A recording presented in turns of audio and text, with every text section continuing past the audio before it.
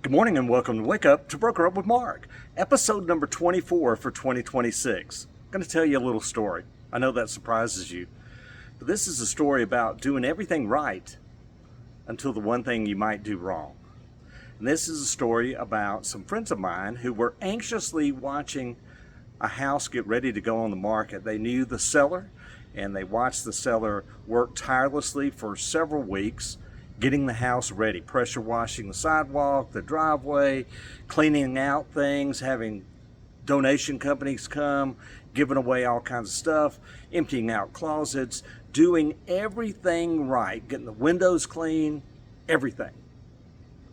And everyone was anxious to see what the finished product looked like. So they were waiting for the property to go on the market. The photographer came, shot the pictures. Everybody knew it was launch day. They put it in the system, the agent did. And those of us who had saved searches, because some of us did, to watch the neighborhood, got the email when it was put into FMLS. And when we got the email, there was only one exterior photo, and it was vertical. In other words, camera held like this, obviously from a cell phone, because the professional photography, including drone shots, wasn't there. They hadn't finished it. Even though they had shot it, it hadn't been uploaded yet. So here's what happened. It comes and hits my email.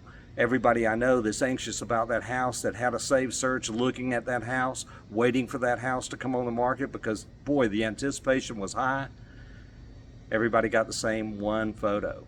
And then, tracking it on the internet, there it was on Zillow, Realtor.com, Homes.com, all of it with one exterior photo that really didn't do justice. It wasn't a bad photo, but it didn't do justice to the property itself.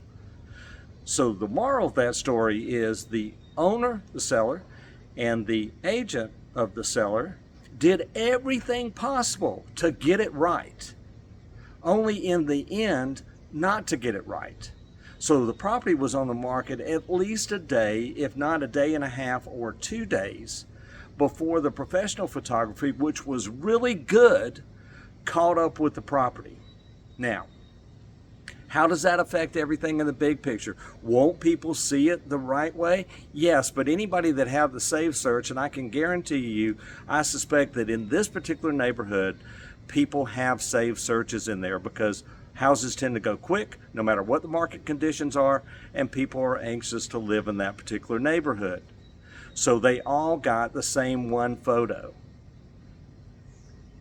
If they're having an open house soon, if they have an open house and not many people come, was it a result of the fact that it went out to the internet and went to public marketing with only one exterior photo that really didn't do the property justice? Would that potentially limit the number of people that walk through the door? I think so. So the moral of that story, again, is that they did everything right up until the one thing they didn't do right. It's easy to blame market conditions for what happens or doesn't happen with any given property. The real question is, what did you do to affect the market conditions in your favor and in the seller's favor? Good properties, no matter where they are, tend to get good activity. Obviously, there's some exceptions. Obviously, the pace of the market makes a difference. Obviously, some of you are going to argue with me. But what did you do to make sure that it was presented in its best light from the first get-go? And if it wasn't, are you going to blame the market conditions, or could you have done something different? Don't know. Hope you enjoyed the story. Be careful out there. Get everything right, and then get it right when it goes on the market. A couple of ongoing things.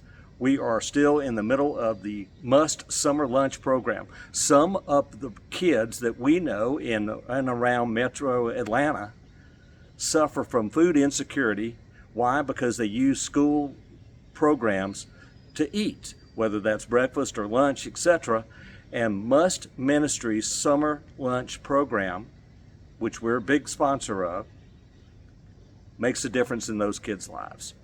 You're going to see another email come out pretty much every Monday, I think. But anyway, look for your email next week and ways you can participate in the Must Summer Lunch program. It's a great program, and it's for kids. The second thing is Ninja.